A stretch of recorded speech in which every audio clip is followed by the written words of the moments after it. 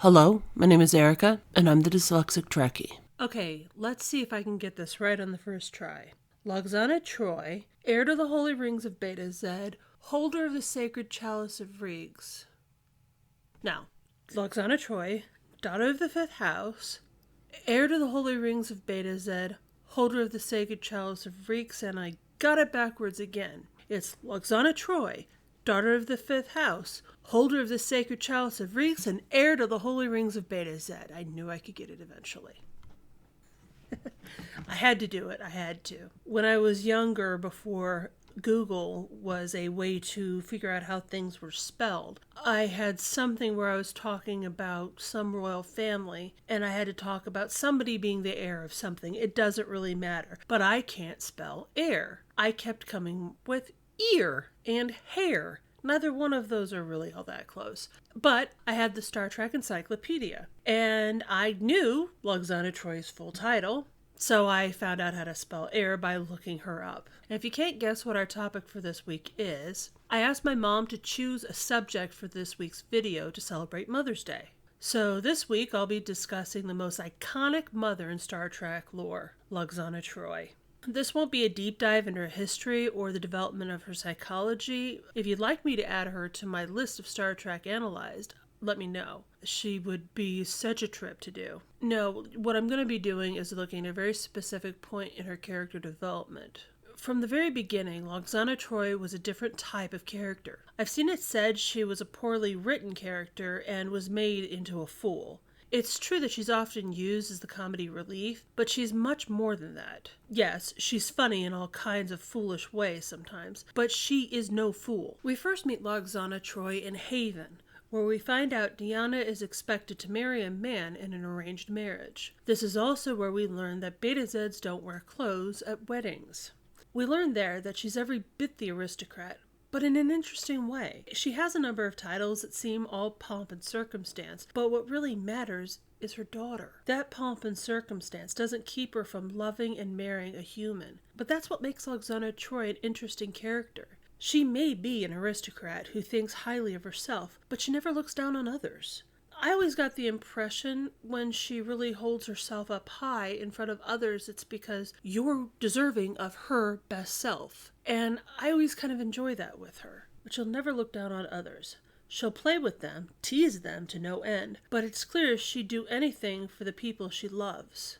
It can be difficult to pick what to talk about. How about when she casually exposed saboteurs at a conference? Maybe when she tricked Picard into declaring his love for her to rescue her from a Ferengi? Or when she got him to meet her for a diplomatic event in her quarters, which turned out to be a date. I think she just liked him in his dress uniform. But this is for Mother's Day, and as funny as those moments are, the real point of Logzana is that she's Deanna's mom. She's only ever on the Enterprise because of Deanna. The thing about Logzana is even when she's the comedy relief, she's Deanna's fiercest ally. She's a natural mother, and she easily takes that role. And though this is about Logzana and Deanna, I have to first talk about her relationship with Worf's son, Alexander. I think it's the best example of the kind of woman she really is. She sees a lonely child who feels left out and takes him to a holodeck to experience real fun. This is shortly after Alexander moves back in with Worf. And remember, Logzana could never bother to learn Worf's name. But Alexander is a child, a lonely child who feels out of place. What else could she do but become a warm, safe place for him? Their friendship in the episode Cost of Loving is really special, and I really wish this series had expanded on it, even if it was just to say Alexander visited Beta Zed from time to time. It's one of my favorite Logzana episodes. As poignant and as sweet as it is, she still manages to be funny. Her walking naked down the aisle after she spent the whole episode trying to make that awful wedding dress look good was worth it. With how funny she can be, it's easy to forget how developed a character she really is. It can feel like her only purpose in the show is to make Picard feel uncomfortable, and to be the most oblivious telepath out there. I can't tell you how many times she's walked into a situation where it was obvious everybody was miserable with her being there, and she seemed to have no idea. One of the saddest parts about her is we don't really get to see the deeper levels of her character until near the end of the series. When we do, we see she has one of the most heartbreaking stories you could imagine. Logzana had an older daughter, Kestra, before she had Deanna. In Dark Page, we see Lwaxana straining her telepathic abilities to its limits when she works as a diplomat to a telepathic race who can't speak without synthetic assistance. They're only recently learning to use a verbal vocabulary. The daughter of one of the diplomats looks like Lwaxana's late daughter. Lwaxana has never mentioned Kestra out of pain, and I think out of fear that Diana would feel guilty. The child died from drowning when Lwaxana was tending to Diana. It puts her care and attention on Diana in a different light.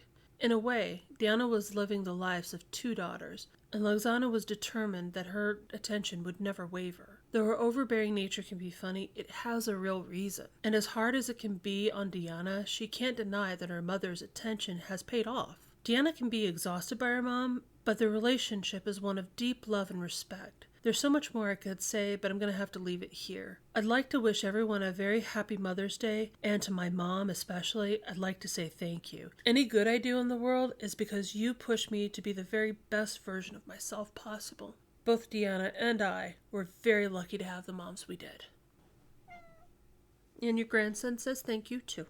I'm having to do this as an insert because I didn't get permission until after I recorded the last video. In case I would like to introduce everybody to the newest cadet in Starfleet, Jeremiah. He has asked to have his last name left blank for now. I see a big future for him. Thank you for watching. If you like this subject, please like, share, and subscribe. If you have any thoughts, feelings, or ideas on this subject, please share in the comments below. Again, my name is Erica, and I'm the Dyslexic Trekkie.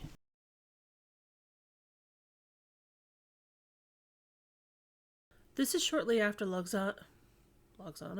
Yeah, they didn't live together. Mommy is doing so good and now she's screwing everything up, and this isn't a very long one. Nope!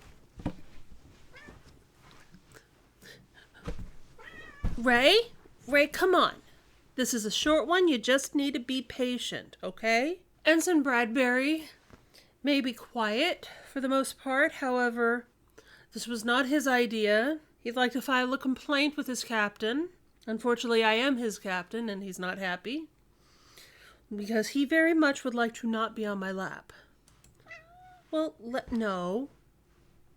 Just rest, okay? Being near me is not the worst thing in the world.